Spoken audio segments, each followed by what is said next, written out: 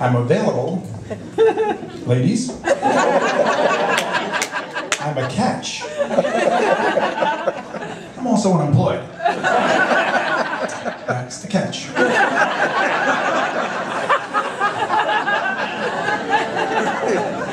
I'm looking for work. I got a call back for an interview. They asked me to come in 10 a.m. So early? It's okay, you can come in at 3. I'll be drunk by then.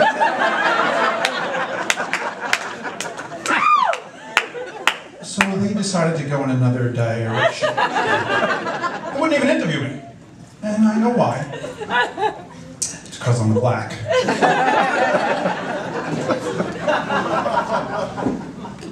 I mentioned I'm single. I'd like to talk to you about some of my recent dating experiences.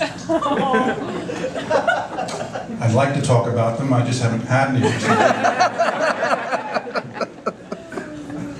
I come from a big family. There were 9 children, and I had 5 older sisters. Yeah. So I'm here. I was 16 before I saw the inside of the bathroom. But there's this spot in the backyard behind a bush where nothing is ever going to go.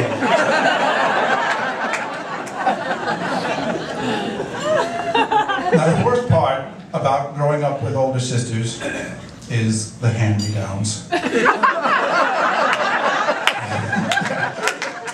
I'm telling you, there's nothing worse than a second-hand pair of thong panties.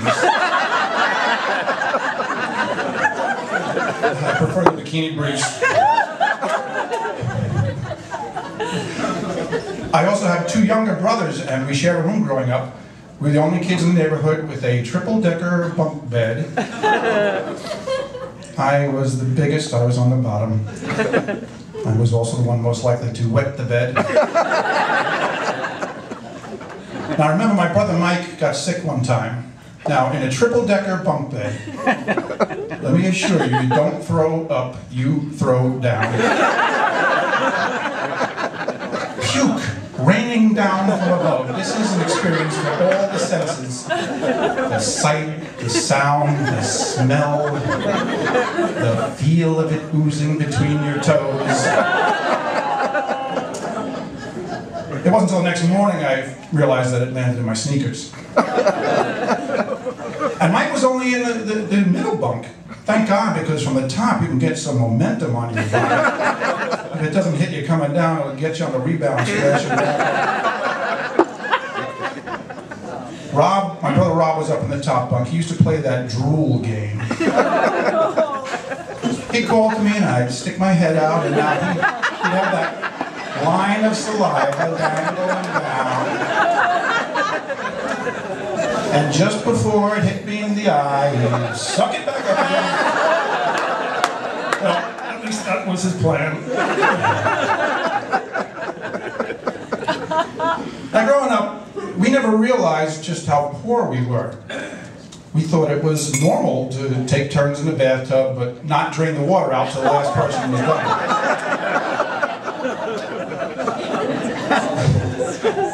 And I know it was tough for Mom and Dad trying to feed 9 kids.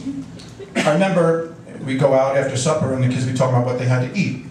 Some wise-ass kid would be like, we had filet mignon. Flaming young. I hate Chinese food.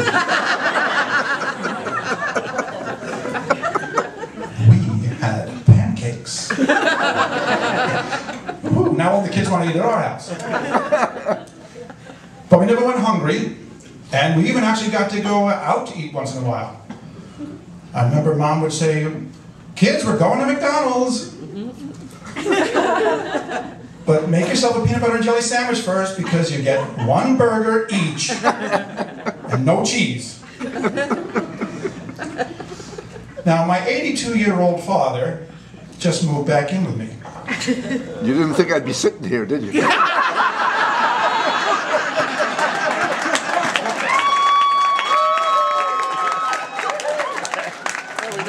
We know what Myth, could you move, please? You're right in the way. It's kind of like having a teenager working his way backwards through adolescence and into childhood. I'm reteaching him how to drive, reteaching him table manners, reteaching him how to dress himself. He's getting dangerously close to toilet training, and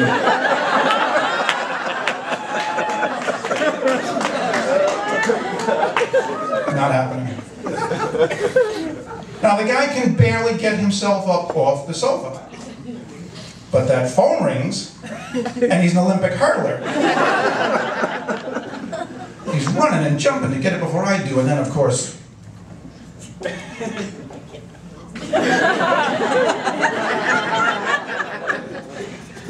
Uncle Nunzio.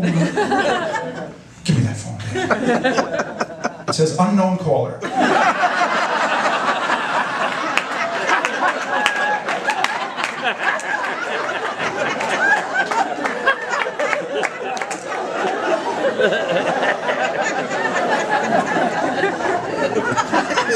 He loves to talk. He will talk to anybody. He spoke to this guy for 15 minutes and never figured out the guy didn't speak a word of English. And he has no problem just discussing the intimate details of my life to total strangers. We went out to dinner once. He gets up to go to the bathroom. Now 20 minutes later when I go, the men's room attendant is pointing and laughing at me. Like, oh yeah, you're that guy. You're the kid who peed in his pants during the first grade spring concert. No. It was the Christmas pageant. It was second grade. But I was under a lot of pressure. I was playing Joseph. There was no room at the inn. My virgin wife was pregnant. I didn't even know what virgin meant. But you drink a lot of Kool-Aid too. My father has this really bad habit. If he's talking to somebody who has an accent, he starts to take on that accent. There's no idea he's doing it. He's talking to this Jewish woman in the supermarket. So you know he's Tevye from Fiddler on the Roof. You think you got problems?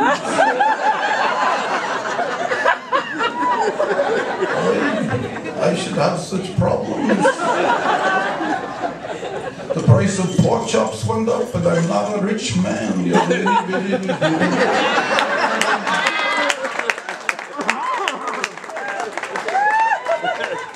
And now he's got me doing it. I took a trip to London. I went into a shop. They're selling these souvenir t-shirts, but they're all kid sizes. So I said to the girl at the counter, "Have you got any of these t-shirts in adult sizes?"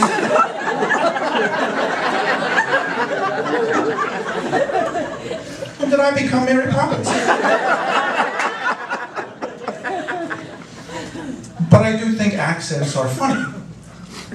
If I were to tell you a joke with a Scottish accent, you'd be laughing before I got to the punchline. Knock, knock. Who's there? A Scotsman! Just a Scotsman.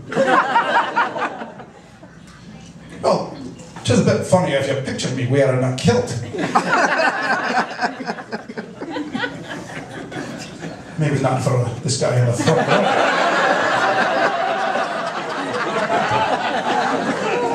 How's the view?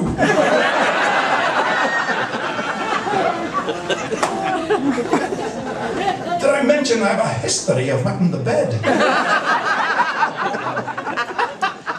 It is a wee history. Lucky for him, I'm wearing my second-hand thong. Thank you, folks. I'm Rieder.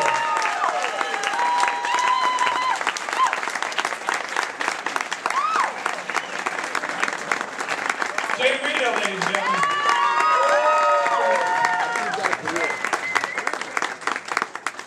All right, funny guy.